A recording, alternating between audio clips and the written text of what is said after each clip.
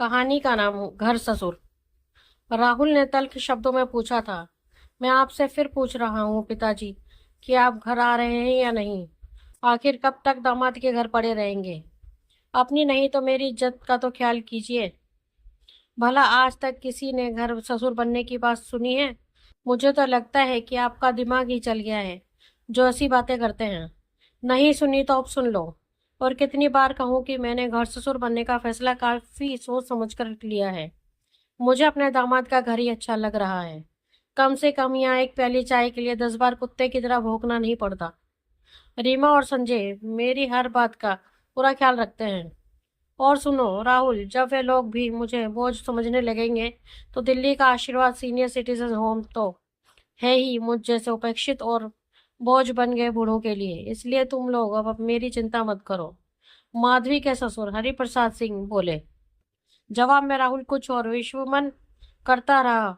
वह बोला, तो फिर बने रहिए घर ससुर और दामाद के हाथों अपनी इज्जत की धज्जियां उड़वाते रहिए। माधवी को अपने ससुर के कहे शब्द स्पष्ट सुनाई पड़े। हाँ हाँ, अपना आत्मसम्मान खोकर बेइज्जत बने रहने से कहीं बेहतर है कि इज्जतदार घर ससुर में ही बना रहूं। और इसी के साथ उन्होंने फोन पटक कर अपनी नाराजगी जाहिर की तो राहुल ने भी गुस्से में स्पीकर का स्विच बंद कर दिया। माधवी को अपने आप पर गिलानी हो आई। सोचने लगी कि उसके मायके में जब लोगों को पता लगेगा कि उसकी और राहुल की लापरवाही के चलते उसके ससुर को बेटी के घर जाना पड़ा, तो मायके के लोग उनके बारे में क्या सोचेंगे? उसकी भाभियां क्या माँ को ताना मारने का ऐसा सुनहरा अवसर हाथ से जाने देंगी? नहीं नहीं, किसी भी तरह रिश्तेदारों को ये खबर होने से पहले उसे अपने ससुर को मना कर वापस लाना ही पड़ेगा। इस बारे में पहले राहुल से बात करनी होगी। ये सोचकर माधवी ने राहुल से कहा, देखो जो भी हुआ ठीक नहीं हुआ। आखिर वे तुम्हारे पिताजी हैं और उन्होंने तुमको दो बातें कह दी भी दी तो क्या हुआ? तो तुम्हें चुप रहना था। थोड़ा सा सह लेते और उनसे नरमी से पेश आते तो यूं बात का बतंगड़ नहीं बनता। हाँ हाँ, अब तो तुम भली बनने का नाटक करोगी ही, लेकिन तब तक वृद्ध व्यक्ति को समय पर खाना और चाय नाश्ता देने में तुम्हारी नानी मरती थी।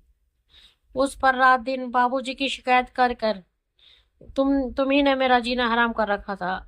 अब भी तुम्हें बाबूजी के जाने का दुख नहीं है, बल्कि उनके साथ पेंशन के 10,000 जाने का गम सता रहा है। इस तरह राहुल ने सारा दोष माधवी के सिर मढ़ दिया तो वह तिलमिला उठी और व्यंग्यात्मक लहजे में बोली, तो तुम भी कौन सा बाबूजी की याद में तड़प रहे हो? अपने दिल पर हाथ रखकर कहो कि तुम्हें बाबूजी के रुपयों की कोई जरूरत नहीं है। राहुल को जब माधवी करने उल्टा आईना दिखाया तो वे खामोश हो गया। फिर कुछ नरमी से बोला, खैर जो हो गया सो हो गया। अब इस पर बहस करके क्या फायदा? सोचो कि उन्हें कैसे बुलाया जाए, क्योंकि जितना मैं उन्हें जानता हूँ वे खुद आने वाले नहीं हैं। अभी तो वे रीमा के घर पर हैं। जहाँ कहीं उनके आत्मसम्मान को जरा सी ठेस पहुंची तो वे आशीर्वाद सीनियर सिटीजन होम जाने में एक पल की भी देर नहीं लगाएंगे। उसके बाद वहां से वे शायद ही वापस आए। तुम कहो तो मैं बात करके देखती हूँ, माधवी बोली। अब गलती हमने की है तो उसे सुधारने की कोशिश भी हमें ही करनी पड़ेगी। पिताजी हैं, नहीं रहने दो, राहुल बोला। बाबूजी को गए महीना भर तो हो ही गया है। अब हफ्ते भर बाद ही बच्चों की क्रिसमस की छुट्टियां होने वाली है। हम सब जाकर बाबूजी को मनाकर आदर के साथ ले आएंगे। ये सब सुनकर हुर्रे कहते हुए रानी और आशु पर्दे के पीछे से निकल आए, जो मम्मी पापा की ऊंची आवाज सुनकर वहां आ गए थे। माँ, सच में दादाजी हमारे पास वापस आ जाएंगे? दोनों बच्चे खुशी से उछलते हुए एक स्वर में बोले, हाँ बेटे, वे जरूर आएंगे। हम सब मिलकर उन्हें लेने जाएंगे, माधवी भीगे स्वर में बोली। राहुल के चेहरे पर भी इसने भरी मुस्कान आ गई। बच्चों की छुट्टियां शुरू होने पर वे अपनी कार से बाबूजी को लेने निकल पड़े। राहुल ने घर छोड़ने से पहले फोन पर रीमा से ये पूछ लिया था कि बाबूजी घर पर हैं कि नहीं और उनका कहीं जाने का कार्यक्रम तो नहीं है। सच है, बहुत से लोग ऐसे होते हैं जो साथ रहने वाले अपनों को महत्व को समझ नहीं पाते, पर किसी कारण से जब वही अपने दूर चले जाते हैं तब उनकी कमी शिद्दत से महसूस करते हैं। यही हाल राहुल और माधवी का था।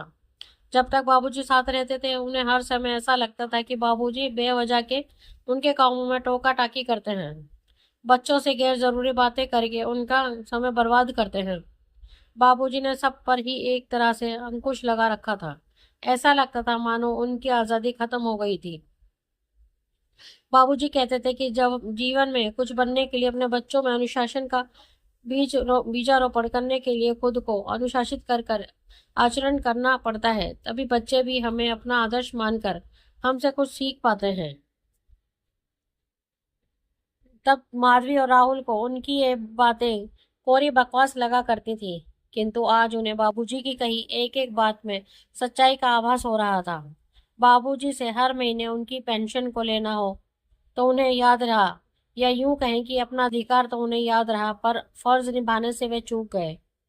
अपनी सहेलियों के साथ गप लड़ाते हुए माधवी अक्सर भूल जाती कि बाबूजी को चाय के लिए इंतजार कर रहे हैं। वे शुगर के मरीज हैं, पर उनके दिए हुई पैसे से शुगर भी फ्री खरीदने में उन्हें पैसों की बर्बादी लगती थी। राहुल ने भी कभी ये ना सोचा कि वृद्ध पिता को उससे भी कुछ उम्मीदें हो सकती हैं। 2 घड़ी राहुल से बात करने को वे तरस जाते, पर उसको इसकी कोई परवाह ना थी।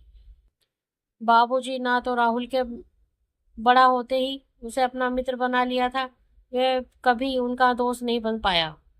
अचानक गाड़ी घर कर हिचकोले खाकर रुक गई।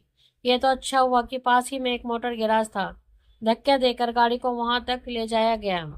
मैकेनिक ने जांच करने के बाद बताया कि ब्रेक पाइप फट गया है और उसे ठीक होने में कम से कम 1 दिन तो लगेगा ही।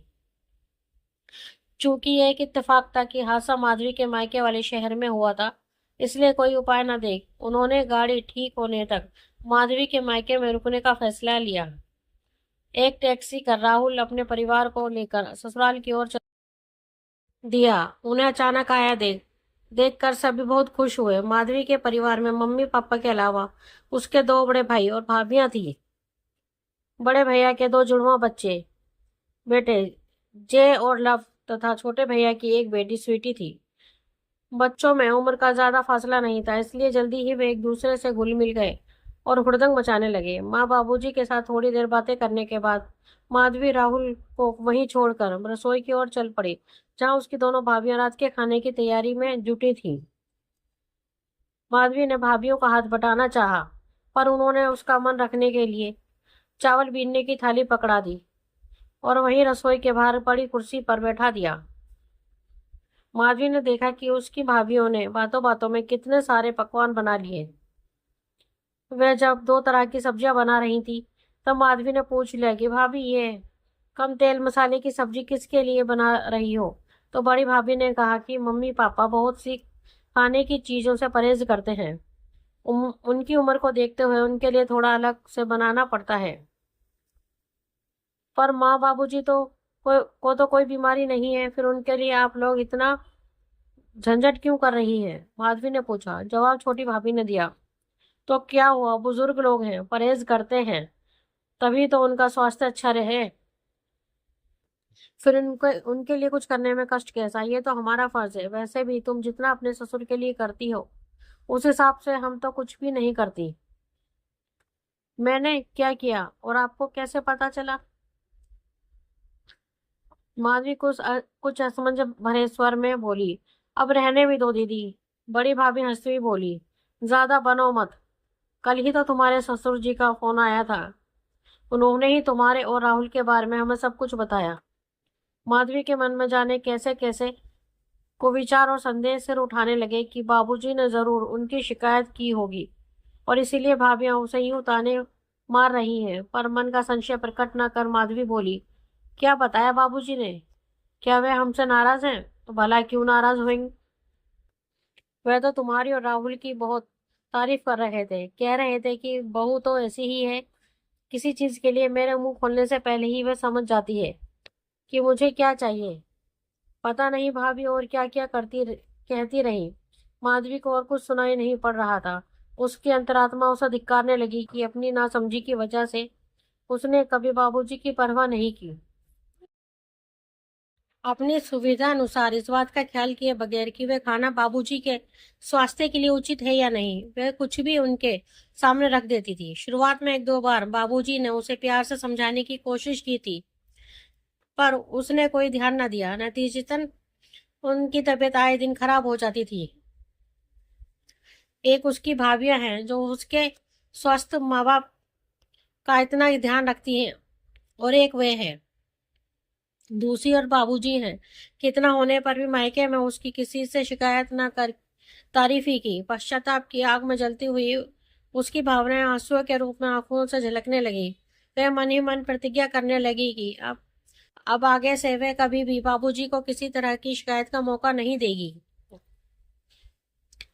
उधर राहुल भी माधवी के भाइयों का अपने माता पिता के साथ व्यवहार देख कर गिलानी से भरा जा रहा था। माधवी के दोनों भाई अपना खुद का कारोबार संभालते थे। दोनों ने ही घर आकर उस दिन की बिक्री से प्राप्त रुपयों के से अपने पिताजी को अवगत कराया। हालांकि उन्होंने किसी से भी रुपयों का ब्यौरा देने के लिए नहीं कहा था। कुछ देर पास बैठ पिता पुत्र ने एक दूसरे का हालचाल पूछा, फिर वे लोग राहुल के साथ बिजी हो गए। राहुल मन ही मन सोच रहा था कि वह तो अपने पिता का इकलौता पुत्र है, इसलिए उसे तो उनकी हर बात की ओर ध्यान देने की जरूरत है। माँ के गुजर जाने के बाद वे अपनी बात कहते हैं भी तो किससे कहे। वह क्यों नहीं अब तक अपने पिता के मन की पीड़ा को समझ पाया। अब वह बाबूजी के पेंशन के रुपयों को हाथ भी नहीं लगाएगा, बल्कि उनकी जरूरतों को अपने कमाए रुपये से पूरी करेगा। अगले दिन गाड़ी ठीक होकर घर आ गई, पर माधवी के घर वालों ने जिद करके उन्हें 2 दिन और रोक लिया। इस दौरान राहुल ने माधवी के भाइयों का अपने माता पिता के साथ बातचीत और व्यवहार को देखकर पहली बार जाना कि बुजुर्गों के अनुभव से कैसे लाभ उठाया जा सकता है। बच्चे कैसे दादा दादी की वजह से अपने पारिवारिक इतिहास को जानते हैं तथा अपनी संस्कृति और रिश्तों की जड़ों से जुड़ते हैं। हमारे बुजुर्ग ही तो इन सारी चीजों की मूल जड़ होते हैं, हम तो बस शाखा मात्र होते हैं। यदि मूल जड़ को ही काट कर फेंक दिया जाए तो गृहस्थी का वृक्ष कैसे फल फूल सकता है। जब से माधवी और राहुल बच्चों सहित बाबूजी को लेने निकले तो उन दोनों का के सामने अपना ध्येय बिल्कुल साफ हो चुका था। उन्हें विश्वास था कि उनकी नादानी को माफ कर बाबूजी अवश्य उनके साथ वापस आने अपने घर आ जाएंगे। भला उन जैसा स्वाभिमानी व्यक्ति कभी घर ससुर बनकर थोड़े ही रह सकता है। यह सब तो उनके सबक सिखाने के लिए बाबूजी ने कहा होगा। इस विश्वास के साथ खुशी मन से अपनी मंजिल की ओर बढ़ चले। दोस्तों, आपको हमारी कहानी कैसी लगी प्लीज़ कमेंट में हमें ज़रूर बताएं। अगर कहानी आपको अच्छी लगे तो अपने दोस्तों के साथ शेयर करें और हमारे चैनल को लाइक एंड सब्सक्राइब करना ना भूलें। धन्यवाद।